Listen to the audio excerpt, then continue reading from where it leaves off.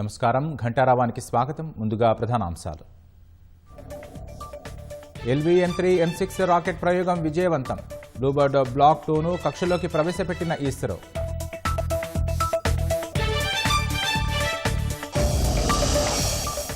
ఇస్రోపై America నమ్మకాన్ని నిలబెట్టుకున్నామన్న నారాయణన్.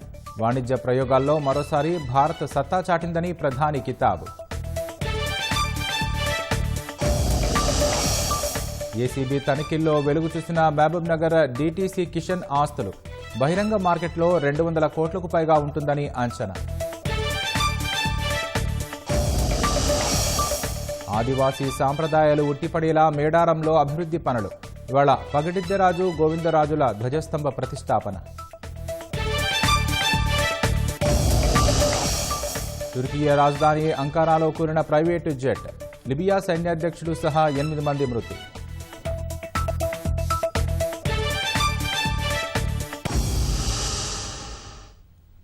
భారత అంతరిక్ష పరిశోధనా సంస్థ ఇస్రో మరో ఘనత సాధించింది. వాణిజ్య ప్రయోగాల్లో కీలక మైలురాయిని అందుకుంది. శ్రీహరికోటలోని సతీష్ ధావన్ స్పేస్ సెంటర్ షార్ నుంచి చేపట్టిన బాహుబలి రాకెట్ LVM-3 M6 ప్రయోగం విజయవంతమైంది. ఈ ప్రయోగంతో అమెరికాకు చెందిన అధునాతన కమ్యూనికేషన్ ఉపగ్రహం బ్లూబర్డ్ బ్లాక్ 2ను ఇస్రో విజయవంతంగా కక్షలోకి ప్రవేశపెట్టింది. LVM-3 M6 రాకెట్ ప్రయోగం విజయవంతం పట్ల శాస్త్రవేత్తలకు ప్రధాని మోదీ అభినందనలు తెలిపారు. ప్రపంచ వాణిజ్య ప్రయోగాల్లో భారత్ మరోసారి సత్తా చాటిందని పేర్కొన్నారు.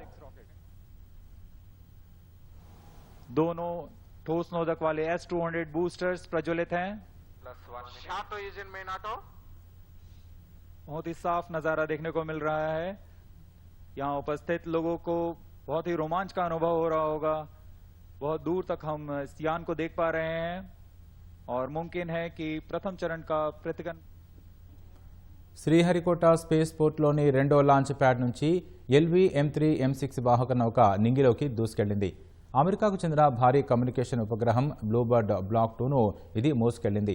ఉపగ్రహం బరువు సుమారు 6100 కిలోలు. అమెరికాకు చెందిన AST స్పేస్ మొబైల్ సంస్థతో కలిసి ఇస్రో వాణిజ్య విభాగం న్యూ స్పేస్ ఇండియా లిమిటెడ్ ఈ ప్రయోగాన్ని నిర్వహించింది.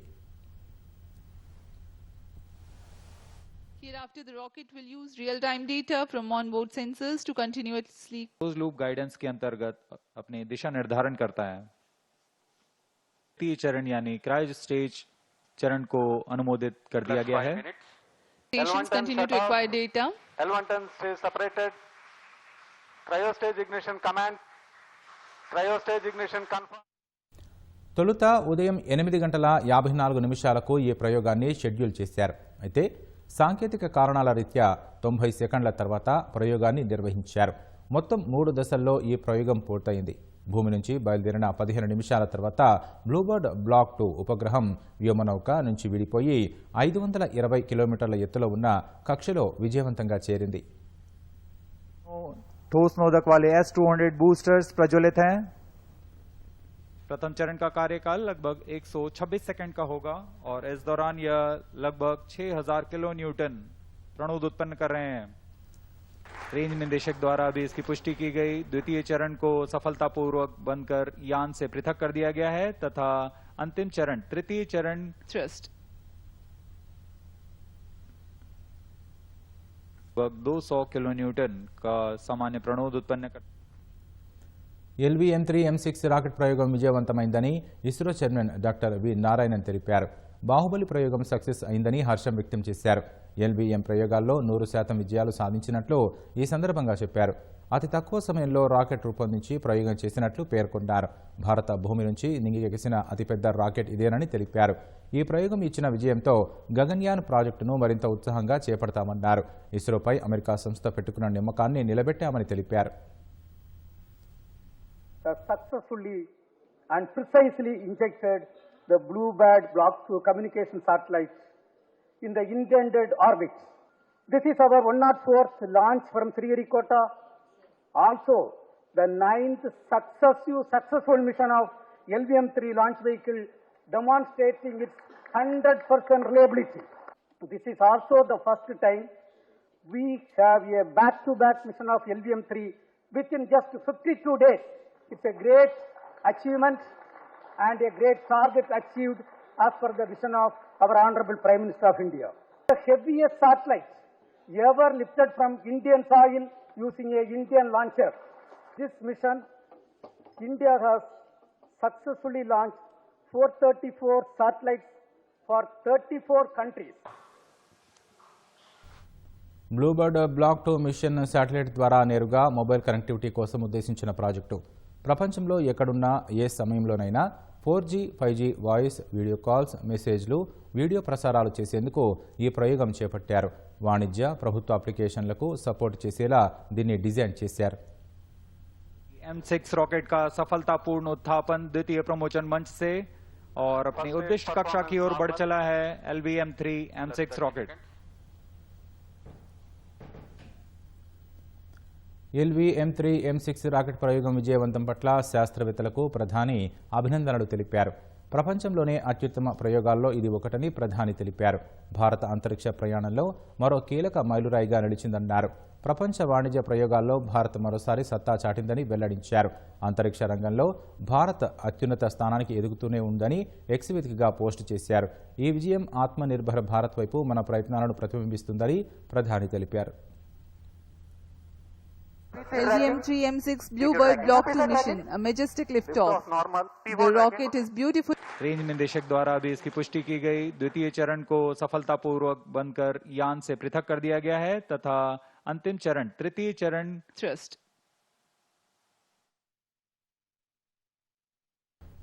అధికారులు పనితీరు మెరుగుపరుచుకోవాలని ముఖ్యమంత్రి రేవంత్ రెడ్డి సూచించారు.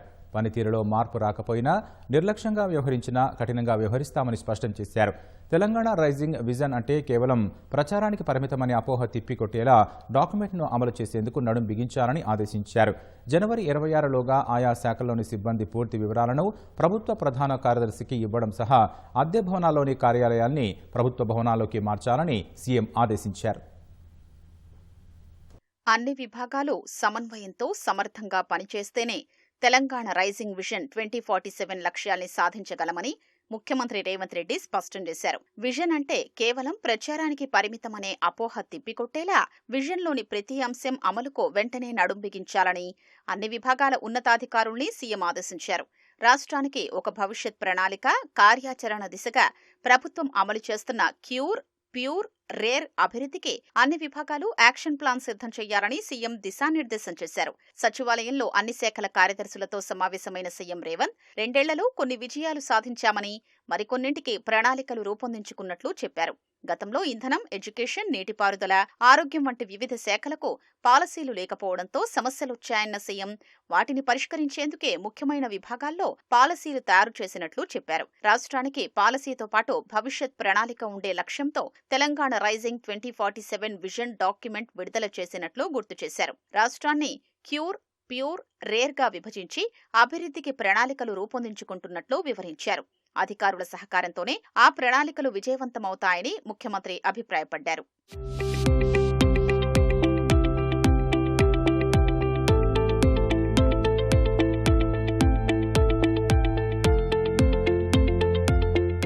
పనితీరు మరింత మెరుగుపరుచుకోవాలని అధికారులకు సూచించిన రేవంత్ రెడ్డి మార్పు రాకున్నా, నిర్లక్ష్యంగా వ్యవహరించినా కఠినంగా వ్యవహరించాల్సి ఉంటుందని హెచ్చరించారు.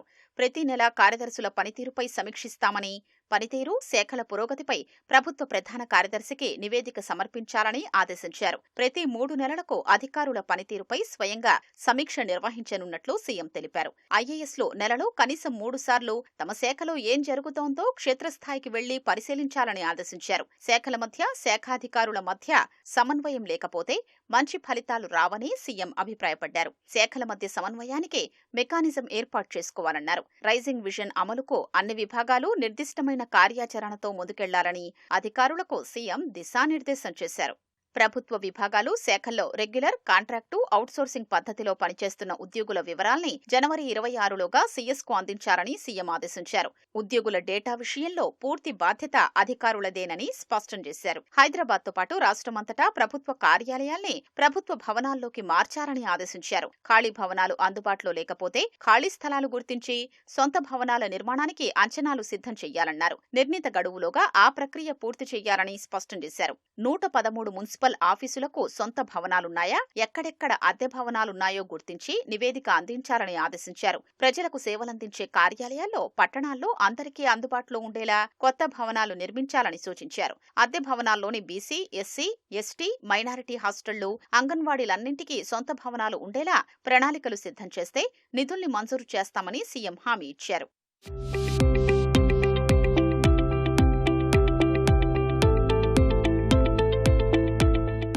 కేంద్రం నుంచి వచ్చే నిధుల్ని అన్ని శాఖలు సద్వినియోగం చేసుకోవాలని ముఖ్యమంత్రి రేవంత్ రెడ్డి పునరుద్ఘాటించారు. వివిధ పథకాల ద్వారా 3,000 కోట్ల వరకు తెచ్చుకునే వీలుందని, అందుకోసం అన్ని శాఖలు ప్రతిపాదనలు సిద్ధం చెయ్యాలని ఆదేశించారు. రావాల్సిన అనుమతులు, విభాగాలకు సంబంధించి కేంద్రం వద్ద పెండింగ్లో ఉన్న అంశాల్ని ఆన్లైన్లో అందుబాటులో ఉంచడం సహా వాటి పురోగతిని ప్రతి వారం సమీక్షించాలని ఆదేశించారు. అన్ని ప్రభుత్వ శాఖలు జనవరి 31లోగా ఈ ఫైలింగ్ అమలు చేయాలని సీఎం గడువు నిర్ణయించారు. తమ శాఖ పరిధిలోని కార్యక్రమాల అమలుకు డాష్ బోర్డు సిద్ధం చేసి సీఎస్, సీఎంఓ డాష్ బోర్డులకు అనుసంధానం చేయాలని చెప్పారు. తద్వారా అన్ని శాఖల పర్యవేక్షణ సులభతరం అవుతుందని, పనితీరు మెరుగుపడుతుందన్నారు. రాష్ట్రానికి వచ్చిన పెట్టుబడులు ఎంతమేర గ్రౌండ్ అయ్యాయి, వాటి పురోగతిని ప్రతి నెలా సమీక్షించుకోవాలని సీఎం అధికారుల్ని అప్రమత్తం చేశారు. పరిశ్రమలకు కావలసిన భూసేకరణ, భూ కేటాయింపుల కోసం ప్రత్యేకంగా అధికారుల్ని నియమించాలని ముఖ్యమంత్రి సూచించారు.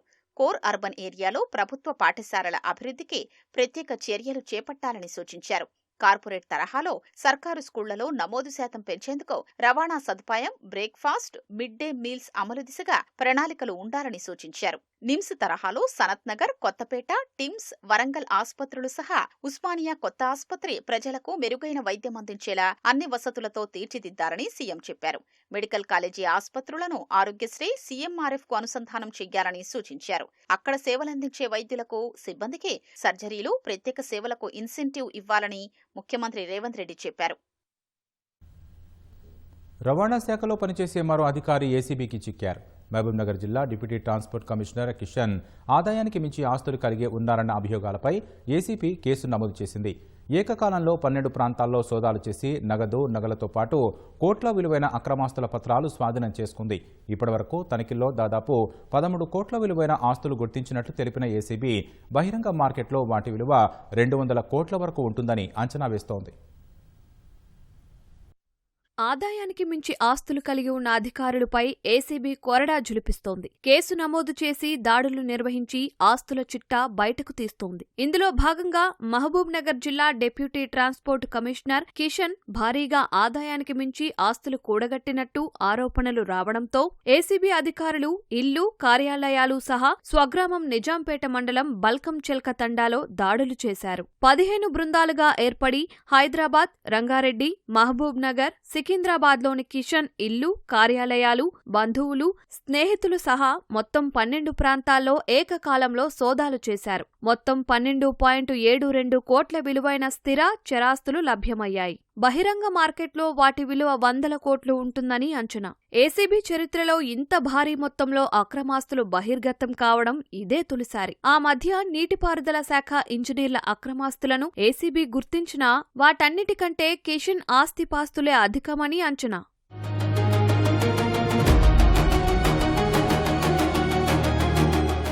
సోదాల సమయంలో నాటకీయ పరిణామాలు చోటు చేసుకున్నాయి. ఏసీబీ అధికారులు మంగళవారం ఉదయమే బోయన్పల్లిలోని కిషన్ ఇంటి తలుపు తట్టారు. విశ్వసనీయ సమాచారం మేరకు ఆ సమయంలో కిషన్ కొంతసేపు స్నానాల గదిలోనే ఉండిపోయారు. బయటికి వచ్చాక సోదాలు ప్రారంభించగా ఆస్తుల పత్రాలేవీ లభ్యం కాకపోవడంతో ఏసీబీ అధికారులకు అనుమానమొచ్చి లోతుగా ఆరా తీశారు. కిషన్ సెల్ ఫోన్లో బంగారు ఆభరణాలకు సంబంధించి ఓ పత్రం లభ్యమైంది. సికింద్రాబాద్ ప్యాట్ మార్కెట్లోని ఓ దుకాణానిది కావడంతో విచారించారు. కిషన్ ముందు రోజే బంగారు ఆభరణాల్ని తన దుకాణానికి తెచ్చి అప్పగించారని ఆ వ్యాపారి చెప్పడంతో ఏసీబీ అధికారులు వాటిని తెప్పించారు. అలాగే ముందు రోజు రాత్రే ఓ బంధువు ఇంటికి వెళ్లి ఆస్తుల పత్రాలు అప్పగించినట్లు విచారణలో తేలడంతో వాటిని తెప్పించి స్వాధీనం చేసుకున్నారు.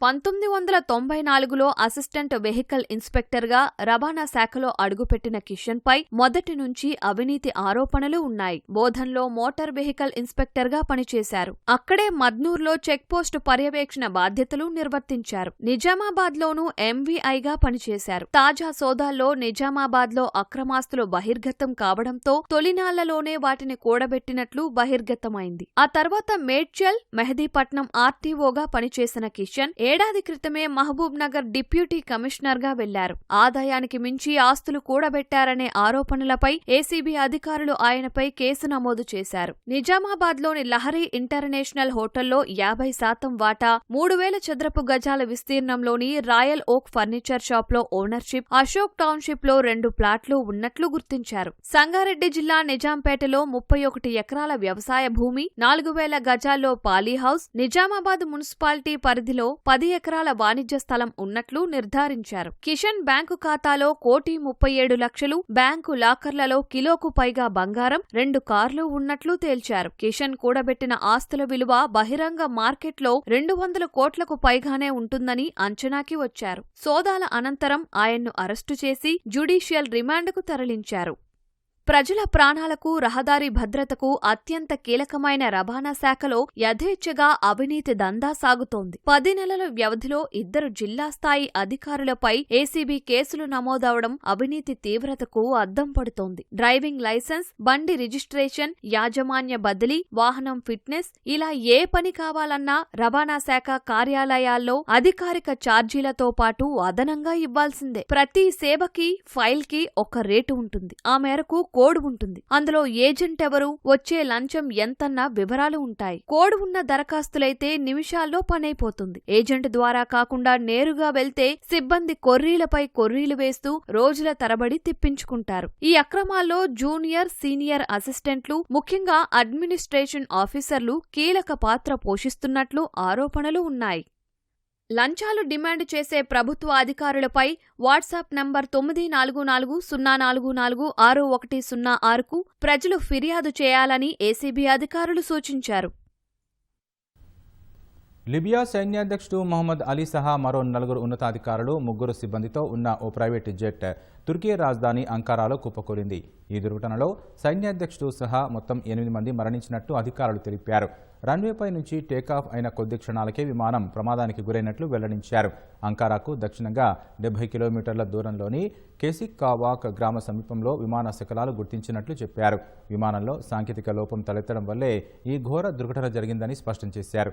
2 దేశాల మధ్య సైనిక సహకారం పెంపొందించే లక్ష్యంతో లిబియా ప్రతినిధుల బృందం అంకారాలో పర్యటించిందని అధికారులు తెలిపారు. లిబియా పదాతి దళాల అధిపతి general Al Fitouri, brigadier general Al Khatabi, chief of staff adviser Mohammed Al Asawi ఉన్నట్లు వెల్లడించారు. ఈ దుర్ఘటనపై స్పందించిన లిబియా ప్రధాని అబ్దుల్లా హమీద్, ప్రతినిధి బృందం స్వదేశానికి తిరిగి వస్తుండగా ఈ విషాదం జరిగిందని పేర్కొన్నారు. ఈ ప్రమాదం లిబియాకు తీరని లోటును మిగిల్చిందని ఫేస్బుక్ వేదికగా ఆవేదన వ్యక్తం చేశారు.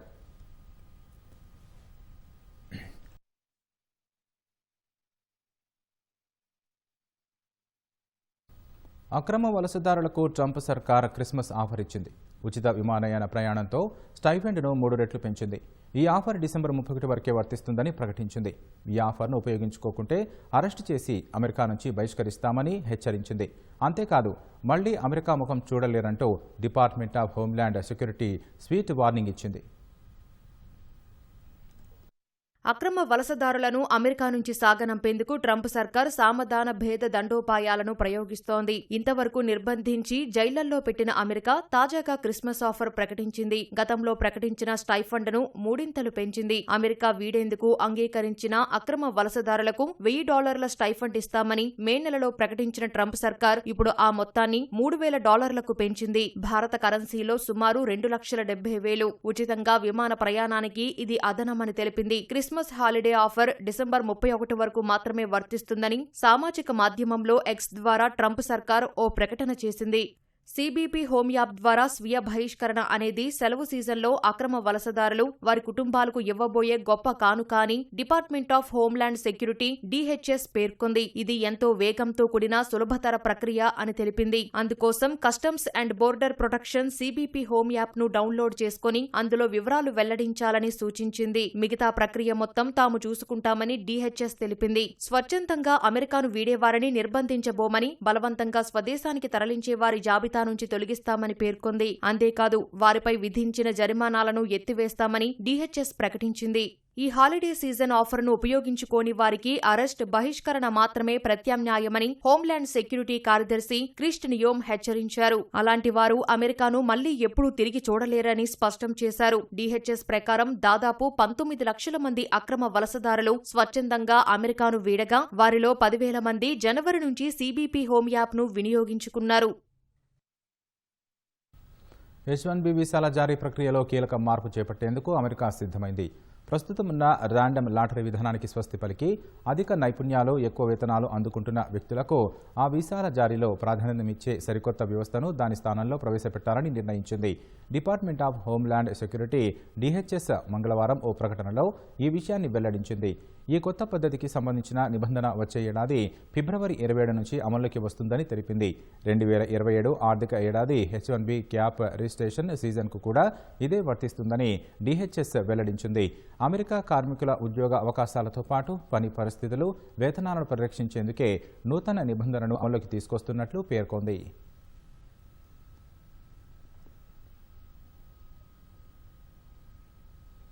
సంగీతం, సాహిత్యం, సంస్కృతి భారతీయ సంపదకు మూలాలు అని ఆంధ్రప్రదేశ్ ముఖ్యమంత్రి చంద్రబాబు అన్నారు. అన్నమయ్య అంతర్జాతీయ సంకీర్తన పోటీలో తందనాన 2025లో విజేతలైన 3 గాయని గాయకులకు ఏపీ సచివాలయంలో బంగారు పతకాలను బహుకరించారు. సబ్ జూనియర్ విభాగంలో భట్టిప్రోలు మేఘన, జూనియర్ విభాగంలో చిర్పల్లి శ్రీ మహాలక్ష్మి, సీనియర్ విభాగంలో సముద్రాల లక్ష్మి హరిచందనలు చంద్రబాబు చేతుల మీదుగా పసిడి పతకాలను అందుకున్నారు. సామాన్యులకు అర్థమయ్యే భాషలో అన్నమయ్య కీర్తనలు ఉంటాయని ఆయన తెలిపారు. అన్నమయ్య సంకీర్తనలను విశ్వవ్యాప్తం చేసేందుకు 42 ఏళ్లుగా కృషి చేస్తున్న అన్నమాచార్య భావనా వాహిని సంస్థను అభినందించారు.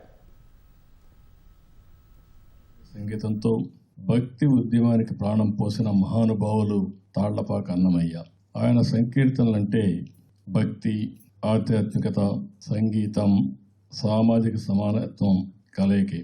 అన్నమయ్య కీర్తనలకు ఒక బ్రాండ్ శోభా రాజు గారు. ఇప్పటి వరకు చూస్తే 12 దేశాల్లో 700కు పైగా కచేరీలు నిర్వహించారు. 125కు పైగా అన్నమయ్య సంకీర్తనలు రికార్డు జరిగాయి. 42 ఏళ్లు నిరంతరం పనిచేశారు. మామూలు సేవ కాదు, అనునిత్యం దీన్ని ముందుకు తీసుకుపోవాల్సిన అవసరం ఉంది.